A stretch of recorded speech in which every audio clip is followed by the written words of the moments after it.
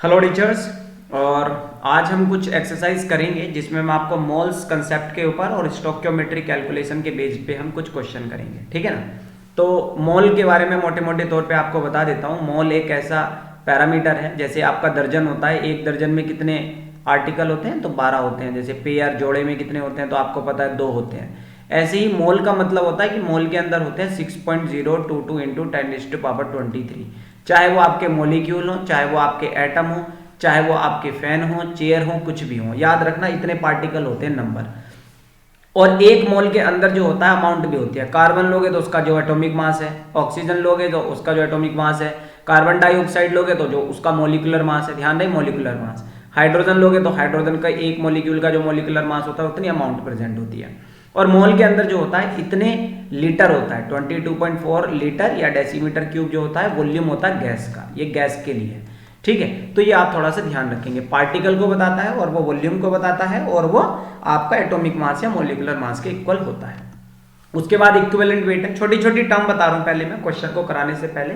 तो equivalent weight क्या होता है आपको पता होगा, मोलिकुलर मास को डिवाइड करते हैं एसिडिटी, बेसिसिटी या चार्ज से। जैसे मैं कहूं कि Na2CO3 का मास कितना है, तो पहले भैया आप Na2CO3 को तोड़ लो। आप तो आप बताओगे जी ये तो 2 यूनिट पॉजिटिव चार्ज और 2 यूनिट नेगेटिव बनाएगा, ठीक है। तो और Na2CO3 का मास होता है 106। तो आप इसको चार्ज से, जो प्लस वाला चार्ज है +2 या -2 से डिवाइड कर दोगे आप, तो वो आपका क्या बन जाता है, इक्विवेलेंट वेट बन जाता है। ये भी एक दो फॉर्मूले हैं कि भाई इक्विवेलेंट वेट कैसे निकाला जाता है। अगर कोई मेटल, अगर हाइड्रोजन गैस डिस्प्लेस कर रहा होगा तो मेटल का मास कितना लिया गया उस रिएक्शन में और कितनी हाइड्रोजन बनी, उसको आपने इससे मल्टीप्लाई करना है, तो इक्विवेलेंट वेट निकल के आ जाता है। जैसे मैं कहूँ भाई आयरन जो है HCl के साथ रिएक्शन करके, ठीक है ना, FeCl2 और H2 बना रहा है, तो कितना वहां पर आयरन लिया जा रहा है वो आपने यहाँ रखना है। कितनी हाइड्रोजन गैस रिलीज हो रही है उसका वॉल्यूम यहाँ लेना है, 1 से मल्टीप्लाई करना है। सेम ऑक्सीजन है कि मेटल कई बार रिएक्शन कर रहा हो और वो ऑक्सीजन गैस बना रहा हो या ऑक्सीजन के साथ रिएक्शन कर रहा हो, कुछ भी वहां पर जो मास जो है ऑक्सीजन का वो आपने यहाँ पर लेना है और 8 से क्या कर देना है, उसको मल्टीप्लाई कर देना है। चलो ये तो खैर मैं आपको बाद में ही बताऊंगा। मैं आगे बढ़ता हूँ। कुछ मोलैरिटी के फॉर्मूले होते हैं। तो भाई मोलैरिटी आपको पता है मोल्स होता है, मोल्स ऑफ सोल्यूट पर लीटर ऑफ सोल्यूशन। तो मोल्स की जगह बी मतलब सोल्यूट कह रहा हूं मैं, अमाउंट अपॉन मोलिकुलर मास ले सकते हो आप, ठीक है ना। वॉल्यूम आप लीटर में ले लोगे। ऐसे ही क्या होता है, ये वाला फॉर्मूला आप याद रखना, कई बार परसेंट में भी क्वेश्चन पूछ लेता है, हालांकि इस असाइनमेंट में जो मैं करवाऊंगा उसमें भी है। तो जितना भी आपको 10% 20% जो दे रखा होगा, डेंसिटी से मल्टीप्लाई करके, 10 से मल्टीप्लाई करके मोलिकुलर मास से डिवाइड करना है। मोलैरिटी आपकी डायरेक्ट यहाँ से निकल के आ जाएगी। ऐसी मोलैरिटी अगर निकालनी हो और मोलैरिटी दे रखी हो, डेंसिटी दे रखी हो, तो ये आप ये फॉर्मूला लगाएंगे या आप स्क्रीनशॉट ले लें वीडियो को रोक कर ना। ऐसे अगर मोल फ्रैक्शन दे रखे हो सोलवेंट के, मोल फ्रैक्शन सोलवेंट के हैं ये यहाँ पर मैंने लिखे हुए हैं, ठीक है, तब आप ये फॉर्मूला लगाएंगे मोलैलिटी निकालने के लिए। चलिए मैं अब डायरेक्ट क्वेश्चन पे आ जाता हूँ। क्वेश्चन नंबर पहला कह रहा है कि 10 मोल जो है H2S के कंप्लीटली रिएक्ट कर रहे हैं SO2 के साथ, सल्फर वाटर बना रहे हैं, तो कितने मोल्स सल्फर के बनेंगे। देखो आप सबसे पहले ये रिएक्शन लिखोगे कि जो H2S जो है वो आपका SO2 के साथ रिएक्ट करके बनाएगा क्या, तो बना रहा है वो सल्फर और वाटर। तो जब भी आपको कोई ऐसा क्वेश्चन दिया जाएगा प्यारे टीचर, तो आपने रिएक्शन को बैलेंस करना है। तो रिएक्शन को कैसे बैलेंस करेंगे, देखो यहाँ 2 ऑक्सीजन है, यहाँ एक है, तो इसको मैं 2 से मल्टीप्लाई कर लूँ। यहाँ 4 हाइड्रोजन हो गए, यहाँ सिर्फ 2 ही है, तो भाई इसको 2 से मल्टीप्लाई कर लो। अब 2 सल्फर यहाँ है, एक यहाँ 3 है, तो इसको यहाँ पर 3 से मल्टीप्लाई कर लो। जब आप कोई रिएक्शन लिख लेंगे तो देखो ये मैं एक सिंपल आपको बता देता हूं, ये आपने चार्ट अगर याद कर लिया, जो मैं बता रहा हूं इसको समझ लिया, तो आपको स्टोक्योमेट्रिक पर कैसा भी क्वेश्चन आ जाए आप कर लोगे। देखो यहां पर इसका मतलब है कि 2 मोल जो है H2S के हैं और यहाँ 1 मोल जो है वो किसका है, SO2 का है। वो रिएक्ट करके 3 मोल किसके बना रहे हैं, सल्फर के बना रहे हैं, और 2 मोल किसके बना रहे हैं, वाटर के बना रहे हैं। आप या तो इस तरह से कह सकते हो, मोल की टर्म में आप ये वाली बात लिख सकते हो, ठीक है ना। एक बात तो आपने ये याद रखनी है। फिर क्या हो सकता है, अगर मोल की टर्म में नहीं लिखना तो आप वॉल्यूम की टर्म में लिख लो। अभी मैंने बताया था एक मोल में 22.4 लीटर होता है। देखो पीछे मैं यहाँ पर बता के आपको आया हूं कि एक मोल में कितना होता है, 22.4 लीटर होता है। तो वही चीज मैं यहाँ पर कह लेता हूँ, यहाँ तो 2 मोल है, तो यहाँ 2 इंटू 22.4 लीटर जो है वो रिएक्ट कर रहा है कितने के साथ, 1 इंटू 22.4 के साथ। और कितना सल्फर बनेगा, अगर मान लो ये वेपर फेज में है तो 3 इंटू 22.4 बनेगा, और यहाँ पर वाटर अगर वेपर है तो 2 इंटू 20.4 बनेगा। ये आपने याद रख लेना है। तीसरी कैसे याद रखना, आपने अमाउंट की टर्म में कर लो। भाई सल्फर होता है 32 और 2 हो गए हाइड्रोजन, तो 32 और 2 34, 34 का डबल करना, तो 2 गुणा 34 ग्राम जो है वो रिएक्ट कितने के साथ कर रहा है, 64 ग्राम के साथ। H2SO2 कितना होता है, 64 होता है, और वो कितना कर रहा है, 32 एक सल्फर होता है, तो 32 तिया कितने हो जाएंगे, 3 गुणा 32 ग्राम जो सल्फर का है वो कितने के साथ रिएक्ट कर रहा है, 2 गुणा 18 ग्राम सल्फर के साथ रिएक्ट कर रहा है। अगर आपको देखो ये चीज समझ में आ गई तो कोई सी भी टेबल आ जाए, मान लो मैं कह दूं कि भाई मेरे पास 5 ग्राम H2S है, तो उससे कितना ग्राम कितना लीटर सल्फर का बनेगा, तो देखो मैं क्या करूंगा, ग्राम वाले को वॉल्यूम वाले से रिलेट करूंगा। अब ग्राम वाली टर्म थी ये वाली, देखो तो 2 गुणा 32 बनाता है 3 गुणा 22.2 लीटर, ठीक है ना, 3 गुणा 22.2 लीटर, तो 5 कितना बनाएगा, तो मैं फटाफट से कर दूंगा 3 गुणा 22.4 बटे 2 गुणा 34 गुणा 2, ऐसे 5, ठीक है ना। तो आपने किसी को भी मैच कर देना, मान लो ये क्योंकि सब चीज बराबर होती है, अगर आपको कोई मोल में टर्म देके वो ग्राम में निकलवा रहा है तो इसको रिलेट कर दो, वॉल्यूम को ग्राम किससे रिलेट करवा रहा है, या ग्राम को ग्राम से रिलेट करवाया, ग्राम को मोल से रिलेट करवा रहा है, आप कैसे भी कर सकते हो। फिलहाल चलो अब मैं क्वेश्चन पे आता हूं, काफी टाइम हमने स्पेंड कर दिया। वो कह रहा है 10 मोल H2S का कंप्लीटली रिएक्ट करने के लिए, ठीक है ना, कितने मोल सल्फर के बनाएगा, तो मोल को मोल से रिलेट करना है। 2 मोल जो H2S के हैं वो 3 मोल सल्फर बनाते हैं, ठीक है ना, 2 मोल, अब देखो आंसर मैं निकाल रहा हूं, 2 मोल किसके, H2S के, वो 3 मोल किसके बनाते हैं, सल्फर के बनाते हैं। तो वो कह रहा है 10 मोल कितना बनाएंगे, तो 3 बटे 2 गुणा 10, आंसर आ गया 15, ठीक है ना, बच्चों वाला क्वेश्चन था, तो 15 इसका क्या हो जाएगा, आंसर हो जाएगा। लेकिन ये मैंने आपको समझा दिया, इसको आप अच्छे से याद कर लेना। क्वेश्चन नंबर 2 कह रहा है how many H positive ion are present in 1 ml of water. देखो आपको पता होगा कि जब 1 लीटर, आपने इक्विलिब्रियम वाले चैप्टर में पढ़ा होगा, 1 लीटर जब वाटर का 25 डिग्री पर हीट करा जाता है, ये स्टैंडर्ड कंडीशन होती है, 25 डिग्री सेल्सियस पे हीट करता है, तो वो 2 आयन में टूटता है, एक तो H पॉजिटिव और दूसरा OH नेगेटिव, और 25 डिग्री पर इनकी कंसंट्रेशन 10⁻⁷ ली जाती है। आपने पढ़ा भी होगा आयनिक प्रोडक्ट जो वाटर का होता है वो H पॉजिटिव और OH नेगेटिव आयन की कंसंट्रेशन के बराबर होता है, और आपको पता है ये 10⁻⁷ है, तो ये भी 10⁻⁷ होगा, इसीलिए आयनिक प्रोडक्ट ऑफ वाटर जो होता है वो 10⁻14 होता है। तो अब ये बताओ 1 लीटर का मतलब है 1000 ml जो है वो कितने मोल रखता है, 10⁻⁷ मोल, ठीक है। और अभी मैं पीछे बता रहा था 1 मोल में 6.022 इंटू 10⁻23 होते हैं, तो 10⁻⁷ में कितने होंगे, इतने मोलिक्यूल होंगे, ठीक है ना, इतने मोलिक्यूल होंगे। लेकिन इस क्वेश्चन में पूछ रहा है 1 मोल में कितना होगा, तो 1 ml में कितना आंसर आ जाएगा, 10⁻⁷ इंटू 6.022 इंटू 10⁻23 डिवाइड बाय 1000 को मैं ऐसे लिख लेता हूं, 10⁻3 लिख लेता हूं, इंटू 1। अब जल्दी से आप मुझे बताओ क्या आंसर आना चाहिए भाई, क्या आंसर आना चाहिए भाई। अगर आप इसको सोल्व करेंगे तो ये 3 कट होके इससे 20 रह गया, अब 20 में से ये 7 भी घटा दो, ठीक है ना, तो कितना रह जाएगा 13, तो 6.022 इंटू 10⁻13 कहाँ है, देखो पहला आंसर है, ठीक है। तो ये आपका इक्विलिब्रियम वाले चैप्टर से रिलेटेड भी क्वेश्चन था। आगे बढ़ते हैं, which of the following contains maximum number of nitrogen atom. तो नाइट्रोजन एटम पूछ रहा है 22.4 लीटर। अब देखो बहुत बढ़िया आ गया ये, 22.4 लीटर का एसटीपी दे रखा है उसने। एसटीपी का मतलब क्या होगा, 1 मोल। देखो अभी कैसे पता चलेगा, मैं बैक जा रहा हूं, देखो मैंने आपको क्या बताया था कि जो 1 मोल होता है, 1 मोल जो होता है वो इतने लीटर का होता है, ये कह रहा था ना मैं, 1 मोल जो होता है 22.4 लीटर का होता है, यानी कि इतने लीटर में 1 मोल है, और 1 मोल में इतने पार्टिकल होते हैं। तो मैं इस क्वेश्चन में यहां पर क्या कह सकता हूं, मैं कह सकता हूं इसमें है आपके 1 मोल हो गए, या आप कह सकते हो 6.022 इंटू 10⁻23 एटम है, ठीक है ना। तो इतने मोलिक्यूल होंगे, क्योंकि N2 की बात कर रहा है ना, N2 मोलिक्यूल, लेकिन वो कह रहा है एटम, यहां पूछ रहा है एटम, ध्यान से पढ़ना है। तो देखो ना, एक मोलिक्यूल में कितने एटम है, 2 है ना नाइट्रोजन के, तो इतने मोलिक्यूल हो गए, मोलिक्यूल ऑफ N2। तो पार्टिकल बताओ कितने होंगे भाई, एक मॉलिक्यूल में 2 होते हैं, तो इतने में डबल हो जाएंगे ना, 2 इंटू 6.022 इंटू 10⁻23। आगे बढ़ते हैं, 500 ml 0.2 मोलर NH3। तो देखो 500 ml 0.2, पहले तो मुझे बताओ 2 मोलर का मतलब क्या है। 2 मोलर NH3 का मतलब है कि इसके 2 मोल 1 लीटर में है, भाई मोल पर लीटर होता है ना, अभी मैं पीछे बता भी रहा था मोलैरिटी क्या होती है, मोल पर लीटर, यानी कि 2 मोल कितने में है, 2 मोल 1000 में है, 1000 में है।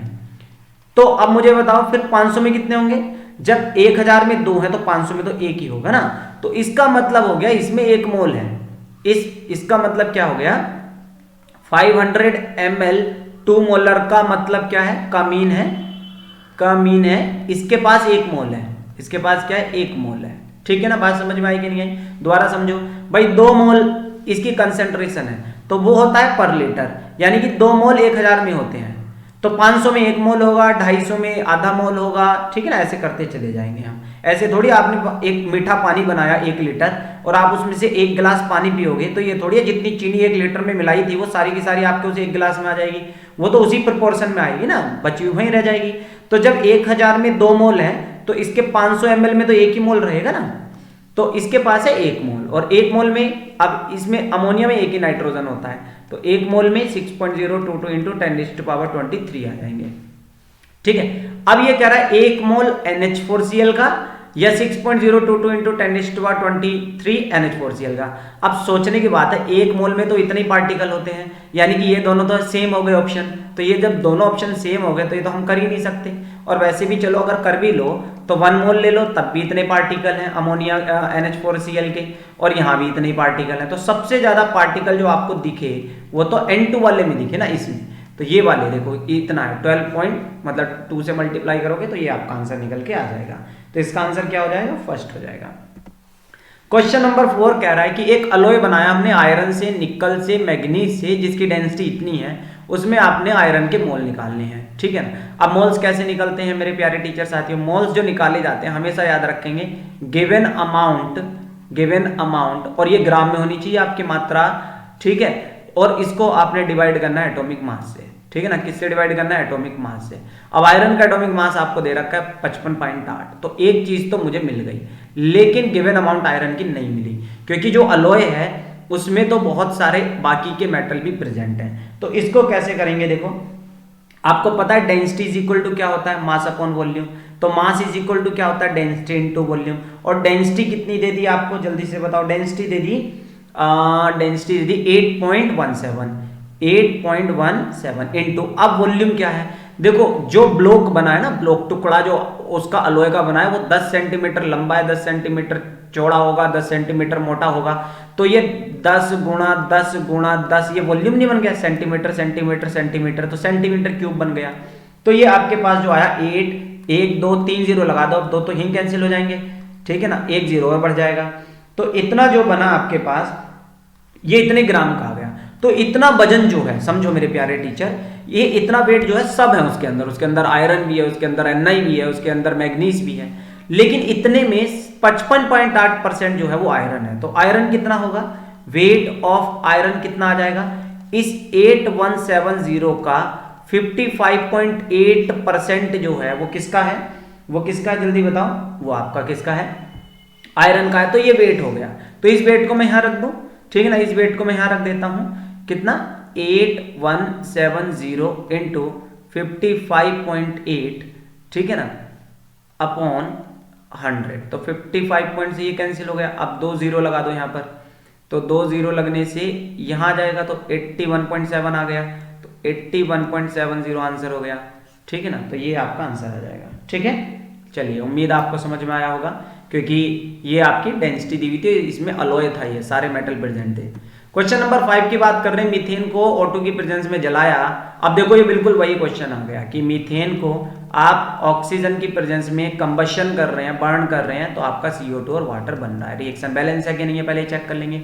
वो कह रहा है 1 मोल मीथेन का 48 ग्राम ऑक्सीजन बना रहा है, तो अमाउंट ऑफ अनरिएक्टेड गैस बनानी है। तो बहुत सिंपल सी बात है, तो यहाँ देखो 1 मोल है, ठीक है 1 मोल है। अब क्योंकि अमाउंट की टर्म में पूछ रखा है तो मैं अमाउंट की टर्म में लिख लेता हूँ। O2 होता है 32, तो 32 दूनी 64, तो वो कितने के साथ रिएक्ट कर रहा है, इतने के साथ रिएक्ट करता है, ठीक है। तो 64 जो है वो 1 मोल के साथ रिएक्ट करता है, ठीक है। और 1 मोल का मतलब है, 1 मोल का मतलब कितना हो गया, 12 और 4 16, यानी कि 16 ग्राम जो मीथेन है वो कितने के साथ रिएक्ट करता है, 64 ग्राम O2 के साथ। लेकिन यहां जो ऑक्सीजन दे रखा है वो दे रखा है मात्र 48 ग्राम, तो कुछ ना कुछ तो बचेगा, तो देखते हैं। 64 ग्राम O2 रिएक्ट करता है 16 ग्राम मीथेन के साथ, तो 48 ग्राम कितने के साथ रिएक्ट करेगा भाई? तो ये करेगा 16/64 गुणा 48 के साथ। कितने के साथ रिएक्ट करेगा? 16 गुणा 64/48 के साथ। तो ये आप सोल्व करोगे तो कितना आएगा भाई? आप 16 चौका 64, ठीक है ना। और अगर 48 को आप 4 से डिवाइड करोगे तो कितना आएगा मेरे प्यारे साथियों? 12। तो ये तो आपका आ जाएगा 12। यानी कि उसको रिएक्ट करने के लिए सिर्फ 12 ग्राम मीथेन चाहिए, 12 ग्राम मीथेन का चाहिए।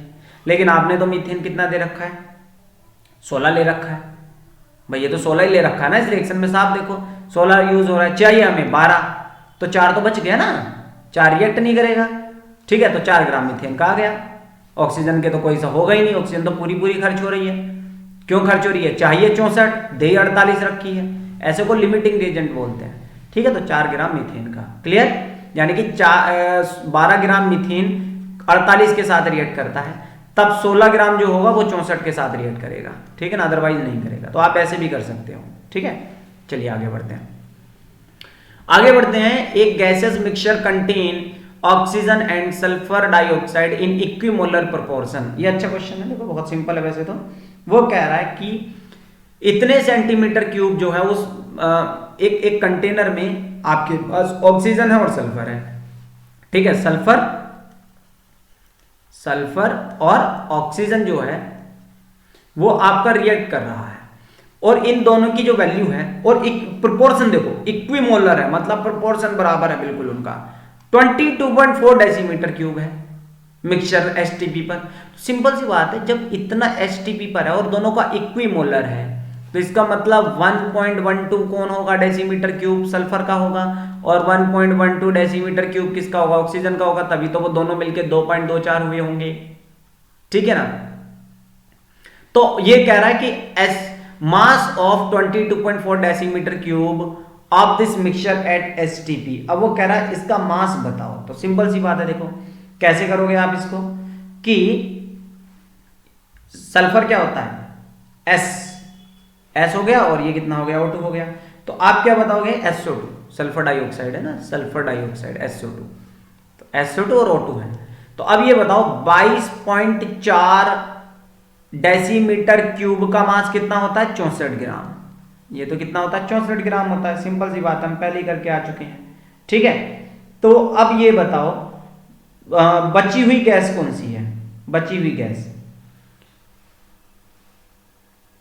तो 22.4 में कितना होगा? 22.4 में है 64 ग्राम, और अभी इक्विमोलर है तो 1.12 है, तो 1.12 में कितना होगा? 64/22.4 इंटू 1.12। कुछ सोच रहे होंगे ये कहां से आ गया? अरे मेरे प्यारे साथियों, मैंने अभी बताया था ना कि 1 मोल जो होता है उसमें जो एसटीपी पर वॉल्यूम होता है वो 22.4 होता है डेसीमीटर क्यूब, ठीक है ना। तो इक्विमोलर है तो मैंने यहां से मान के चला स्टैंडर्ड पर। तो ये कितना हो जाएगा भाई? जल्दी से बताओ ये कितना आ जाएगा? ये आपका आ गया, मैं अगर कैलकुलेशन करूंगा तो ये यहां से आ गया 3.2। कितना आ गया? 3.2। अब ऐसी ऑक्सीजन के लिए ले लो, 22.4 का होता है 32, क्योंकि O2 तो 32 ही होता है, यही तो 64 था। तो 1.12 कितना हो जाएगा? तो 32/22.4 इंटू 1.12, और ये आपका आ जाएगा 1.6 आ रहा है मेरे पास। तो दोनों को ऐड कर दो, 1.16 और 1.6 प्लस 3.2, और आपका आंसर आ गया 4.8 ग्राम। कैलकुलेशन देखो थोड़ी सी ये टफ होती है, इसको ध्यान से समझना है, मैं दोबारा समझा देता हूं।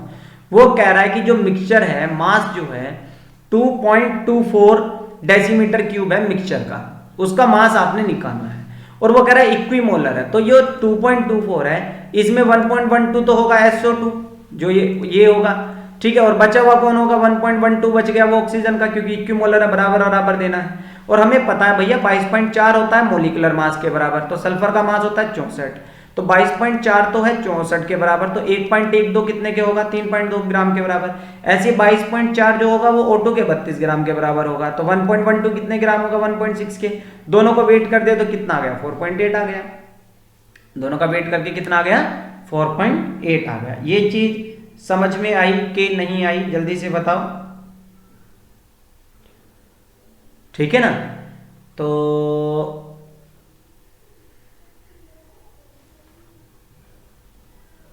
आगे बढ़ते हैं हम। अगला क्वेश्चन देखो, आप पढ़िए।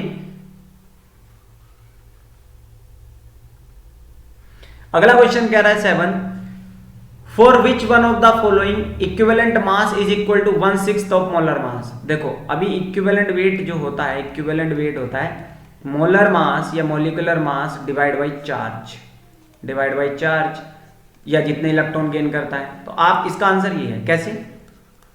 Al2SO4 होल थ्राइस जो है, जब ये एल्यूमिनियम में बदलेगा, तो आप एक बात देखिए, यहाँ एल्यूमिनियम के ऊपर +3 चार्ज है, उसकी वैलेंसी ये लिखी हुई, एल्यूमिनियम पे +3 होता है, तो 2 एल्यूमिनियम पे कितना हो जाएगा? 6। ठीक है, तो 2 एल्यूमिनियम 0 में बदल रहे हैं, 2 एल्यूमिनियम 0 में बदल रहे हैं। ठीक है, 6 वाले एल्यूमिनियम 0 में बदल रहे हैं, तो 6 का डिफरेंस है। तो जो मोलर मास होगा, आप उस मोलर मास को 6 से डिवाइड करोगे, तो यानी कि 1/6 जो आएगा मोलर मास का, वो Al2SO4 होल थ्राइस आएगा। यहाँ तो 2 यूनिट है, तो ये तो 1/2 आएगा, यहाँ भी 1/2 आएगा, यहाँ 1/3 आएगा।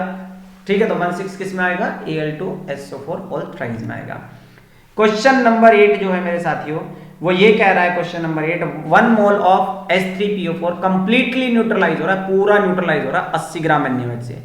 तो देखो वो कह रहा है कि इतना NaOH लगा और उस फॉस्फोरिक एसिड को न्यूट्रलाइज कर दिया, तो बेसिसिटी बताओ। तो सिंपल सी बात है, बेस देख लो, बेस के कितने मोल है, उतनी मोल तो खर्च हो गए इसको न्यूट्रल करने में। भाई फॉस्फोरिक एसिड को NaOH से रिएक्ट करके न्यूट्रल किया जा रहा है, ठीक है ना।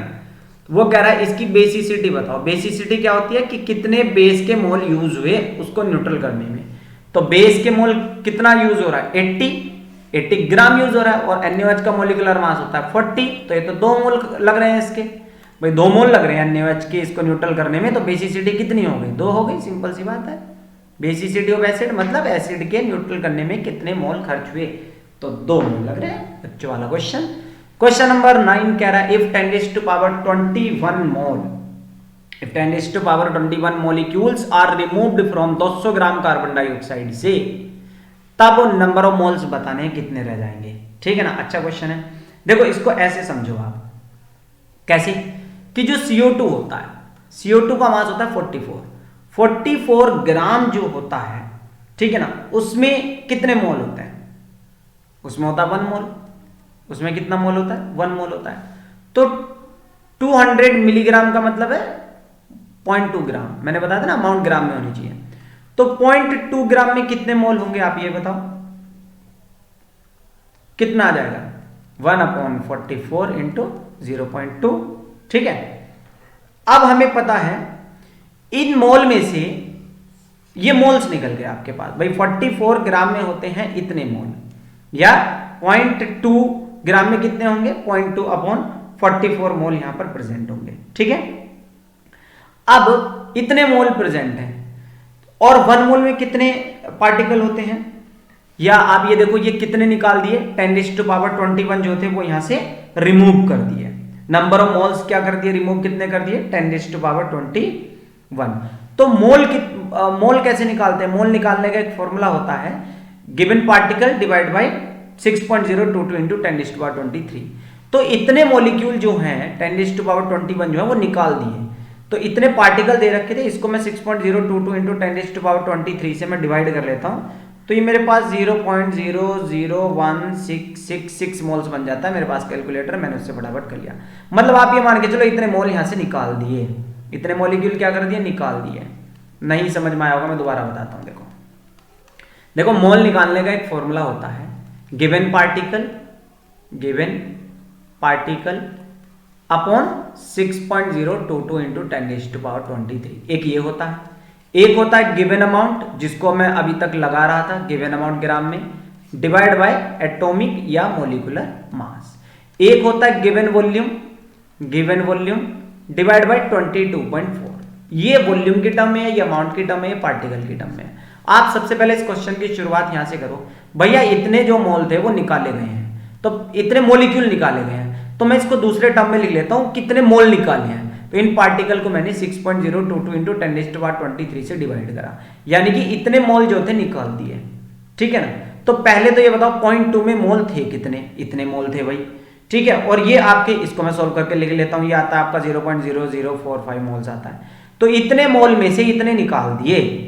अब वो कह रहा है कि ये बताओ कि कितने मोलिक्यूल रह गए। तो पहले मोल्स देखो कितने रह गए, मैं यहां लिख लेता हूं 0.0045 में से 0.00166 निकाल दिए गए, यानी कि मेरे पास बच गए 0.00284। ठीक है, इतने मोल्स जो है मेरे पास रह गए। ठीक है, तो और इसको आप क्या कर लोगे, अब जल्दी से बता दो, इतने मोल्स आपके पास रह गए, तो इसको आप दूसरी टर्म में कैसे लिख सकते हो, 2.88 इंटू 10⁻³ लिख सकते हो कि नहीं लिख सकते हो। तो आपके पास इतने मोल्स जो थे वो रह गए, बात खत्म हो गई। ठीक है, दोबारा समझो मेरे प्यारे टीचर साथियों, जो आपके इतने मोल निकाले थे, मोलिक्यूल निकाले थे, तो पहले इन मोलिक्यूल को मैंने मोल में बदल लिया। वो कैसे बदला, molecule number of molecule divide by Avogadro number. तो इतने मोलिक्यूल, इतने मोल्स निकाल दिए। अब जब इतने मोल्स निकाल दिए तो पहले ये देखो आपके पास इतने ग्राम CO2 दे रखा, तो इसमें मोल कितने हैं, तो वो मैंने बना लिया गिवन अमाउंट अपॉन, ठीक है ना, मोलिकुलर मास से।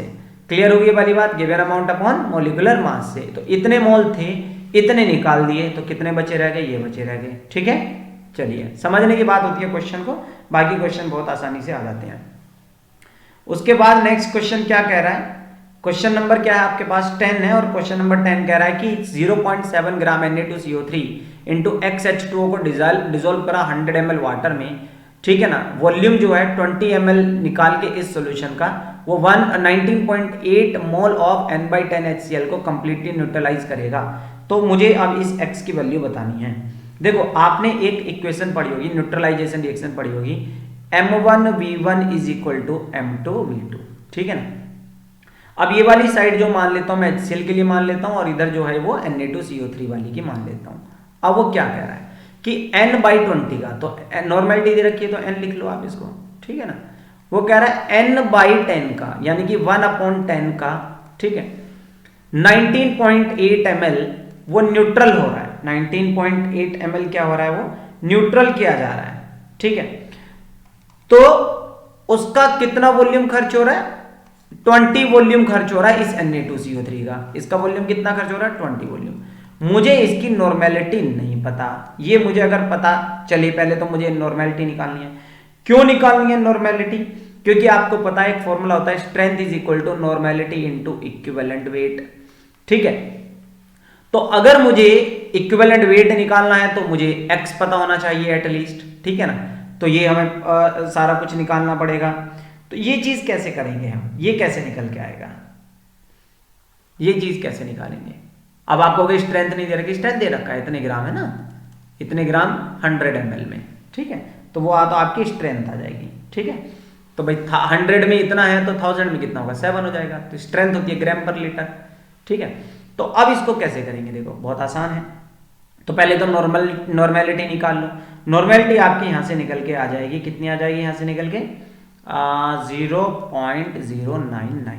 ये नॉर्मेलिटी आपकी यहां से निकल कर आ गई, यानी कि स्ट्रेंथ आपकी 7, और ये 7 समझ में आ गया ना, स्ट्रेंथ होती है ग्राम पर लीटर में।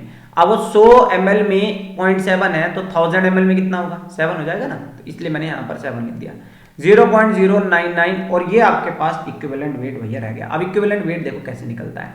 इक्विवेलेंट वेट कैसे निकलेगा, आप molecular mass divide by charge होता है ना, तो मोलिकुलर मास ये होता है 106। अभी मैं पीछे निकाल के भी दिखा रहा था ये पूरा का पूरा। 106 में आपके पास X मोलिक्यूल है जिसका मोलिकुलर मास 18 है। भाई वाटर का तो 18 होता है ना, और Na2CO3 को 2 से डिवाइड करना होता है। देखो कैसे करना होता है डिवाइड, ये मैंने आपको स्टार्टिंग में करके भी दिखाया था। देखो Na2CO3 को डिसोसिएट करते हैं तो 2 जो होते हैं वो चार्ज के होते हैं आयन, तो 106 को 2 से डिवाइड किया था। यहाँ पर भी मैं सेम थिंग को रिपीट कर रहा हूँ। ठीक है, तो बस अब आपने क्या करना है, इसको सोल्व करना है, और यहाँ से वैल्यू आपकी क्या निकालनी है, X की वैल्यू निकालनी है। तो ये आपका आ जाएगा 18X। जब आप इसको सोल्व करोगे 7 इंटू 2, भाई 2 इधर ले आया और मैं 0.099 को यहाँ ले आया, ये आपका आ जाएगा 35.41, और 18 से इसको डिवाइड कर दो। 35.41 को आप 18 से डिवाइड कर दो तो लगभग मोटे मोटे तौर पर 18 दूनी कितना आ रहा है, 35.3, 18 दूनी 36, लगभग 2 के तौर पे आ रहा है। ठीक है, तो ये हो गया आपका 2 Na2CO3 इंटू 2H2O, यहाँ पर ये फॉर्मूला था। क्लियर है? दोबारा समझो भाई, स्ट्रेंथ होता है normality into equivalent wait. Strength आपको दे दी थी 7 ग्राम दे दिया था, नॉर्मेलिटी मुझे पता नहीं थी, इक्विवेलेंट वेट तो चलो मैं ऐसे अरेंज कर लूंगा। नॉर्मेलिटी निकालने के लिए मैंने n1v1 is equal to n2v2 लगाया, ठीक है। नॉर्मेलिटी n2 इसकी दे रखी है, 1/10 यूज हो रहा है 19.8 के साथ, वो मैंने यहाँ लिख दिया। 20 ml यूज हो रहा है, वो मैंने यहाँ पर लिख दिया। नॉर्मेलिटी मेरी यहाँ पर फटाफट निकल गई, ठीक है। चलिए अब उसके बाद हमने क्या करा, यहाँ से नॉर्मेलिटी निकाल के यहाँ रखा और Na2CO3 को मैंने कैसे लिख लिया, 46 हो गया, कार्बन 12 हो गया, ये 48 हो गया, तो सारा मिलके 106 हुआ इंटू x और एक वाटर होता है 18, ठीक है। तो मैंने यहाँ पर ये इसी फॉर्मेट में रख लिया। और ये 2 से डिवाइड क्यों करा, क्योंकि चार्ज से जब तक डिवाइड नहीं करोगे इक्विवेलेंट वेट निकल कर नहीं आएगा, ठीक है।